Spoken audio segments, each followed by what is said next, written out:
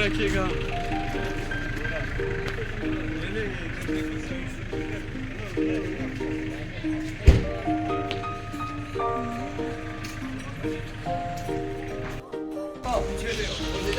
Good morning.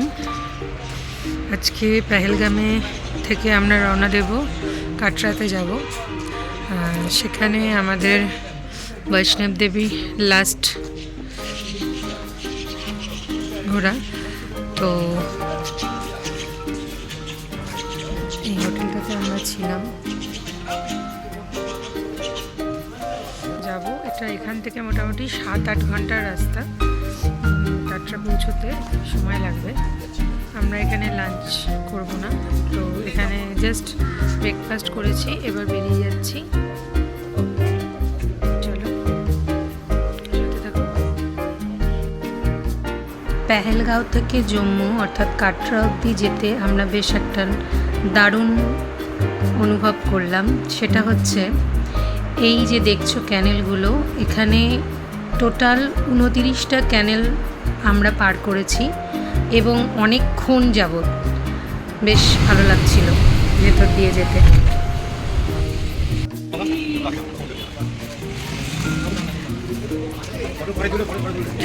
Video করি, আমি blog বানাই।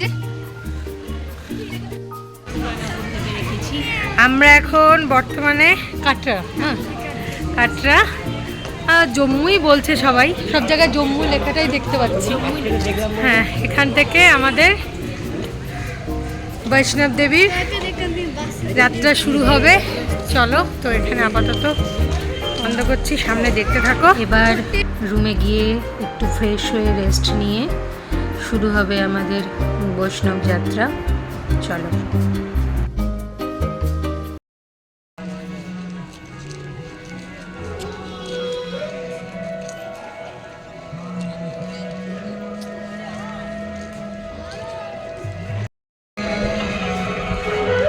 Good morning.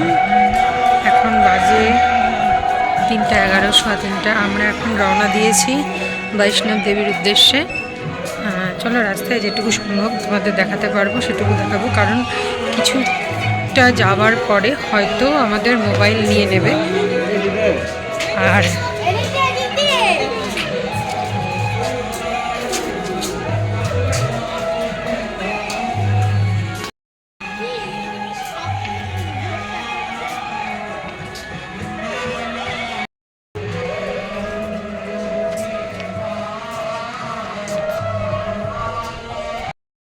এখান থেকে চলাপথ শুরু, মোটামুটি 6 কিলোমিটার পর্যন্ত আমাদের হাঁটা পথ। তারপর সেখান থেকে ব্যাটারির গাড়ি এবং ফেরার পথে রয়েছে হেলিকপ্টারে ফেরা। চলো, যেটুকু পারছি তোমাদের দেখাবো। অনেকে হাঁটা পথ না করে এরকম ঘোড়াতে করেও এই 6 কিলোমিটার যায়, কারণ এই 6 কিলোমিটার যাওয়ার পথে শুধুমাত্র রয়েছে ঘোড়া আর হাঁটা পথ।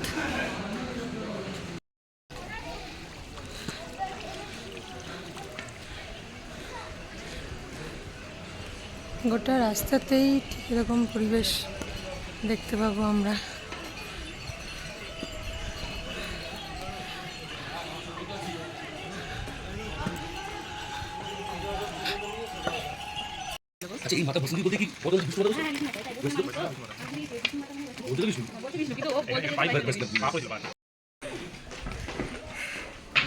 দুই কিংবা 2.5 কিলোমিটার হবে হয়তো। আমরা উঠেছি, সবার অবস্থা কাহিল।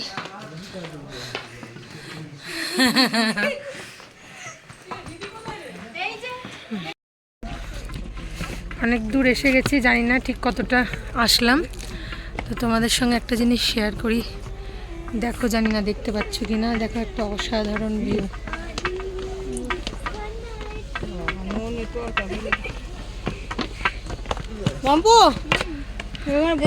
এখনো অনেকটা পথ বাকি, চলো দেখা যাক।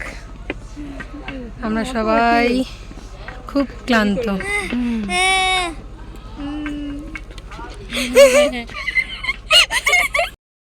এখন বাজে 6:26, 6:15 মতো। কিলোমিটার হাঁটার অভিজ্ঞতা হলো। এটা গঙ্গারামপুর হলে হয়তো গঙ্গারামপুর টু নয়াবাজার হবে, কিন্তু সেটা সমতল। কিন্তু পাহাড়ি রাস্তায় 6 কিলোমিটার মানে বুঝতে পারছি এখন কেমন লাগছে। তো একটা ভালো অভিজ্ঞতা হলো। এবার এখান থেকে আমাদের ব্যাটারি চালিত গাড়ি, তারপর নেক্সট মায়ের দর্শন এবং হেলিকপ্টার করে ফেরা। জানি না মায়ের মন্দির অবধি মোবাইল অ্যালাউ করবে কিনা, যদি করে তো তোমাদের আমি দেখানোর চেষ্টা করব। চলো একটু অভিজ্ঞতা বলো কেমন। কিসের বৈষ্ণবদেবীতে আসার অভিজ্ঞতা?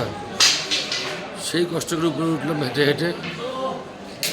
ঘুমতে উঠতে রাত্রি 2টার সময় ঘুমতে উঠে রওনা দিচ্ছি। এটা পুরো দিনটা 3:10 স্টার্ট তারপরে করেছি। এখানে আসলাম একটু আগে, খালি পায়ে গেলাম, আবার পায়ের ছাল উঠে গেছে। 5 সেকেন্ড দর্শন করলাম মায়ের, বাট মনমুগ্ধ, পরিবেশ খুব সুন্দর, দারুণ দারুণ সুন্দর। সব রকমের অভিজ্ঞতা করা উচিত, হাঁটা, ঘোড়ায়, হেলিকপ্টারে, সব কিছুতে। তো যাই হোক, আমাদের পুজো কমপ্লিট। এখন আমরা একটু খাওয়া দাওয়া করবো, করে টোরে রওনা দেব। দাঁড়াও তোমাদের এই দিকটা দেখিয়ে দিচ্ছি একটু। এখানে সব কিছু লকারে রেখে মায়ের কাছে যেতে হচ্ছে, কারণ ডিরেক্ট মায়ের কাছে কোনো কিছু নিয়ে যাওয়া যাবে না। সেই জন্য ক্যামেরা থেকে শুরু করে ব্যাগ, জুতো, সর্বস্ব আমাদের রেখে যেতে হয়েছে। এখন বর্তমানে আমরা এগুলো সব নিলাম, কালেক্ট করেছি।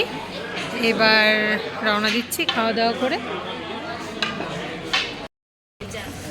আমাদের এই মুহূর্তে বৈষ্ণব দেবীর দর্শন কমপ্লিট হয়েছে। এবার আমরা সবাই এখানে বলছে জম্মুতে নাকি শুধুমাত্র মায়ের দর্শন করলেই নয়, তার সাথে সাথে যদি ভৈরব বাবার দর্শন না হয় তাহলে নাকি সম্পন্ন হয় না।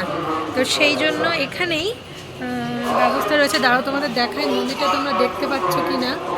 ওই যে বৈষ্ণব দেবীর মন্দির, এখানেই, ওখান থেকে আরেকটু উঁচুতে সেখানে হচ্ছে আমাদের ভৈরব বাবার মন্দির। দাঁড়াও তোমাদের দেখাই।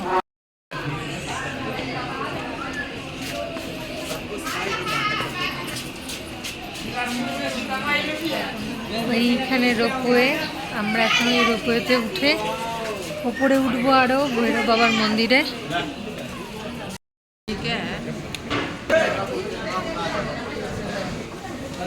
पचास प्रो सेफ्टी।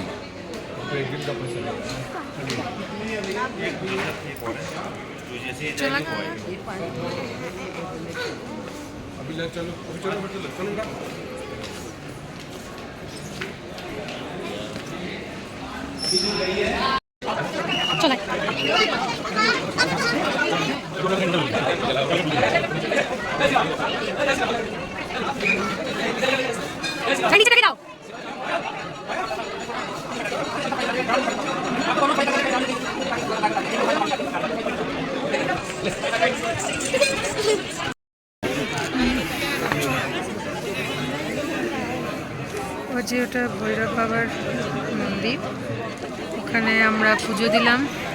এবার এই জায়গাটা বেশ অনেকটা ম্যালের মতো।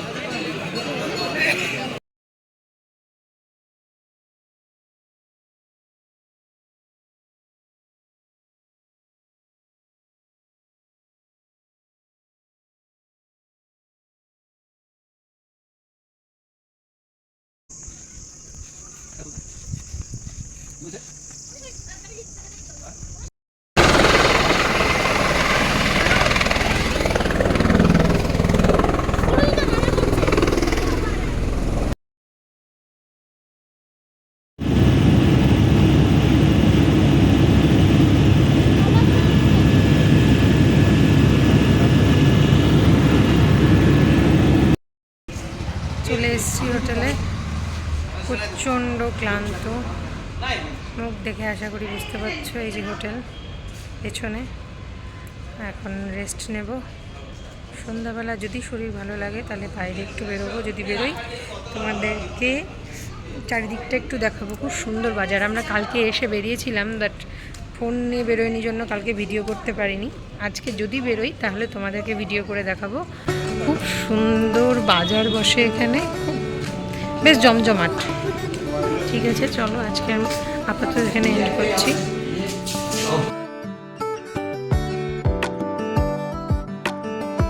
চলো আজকের মতো এখানেই ব্লগটা শেষ করছি। দেখা হচ্ছে আগামী ব্লগে। চলো টাটা, গুড নাইট।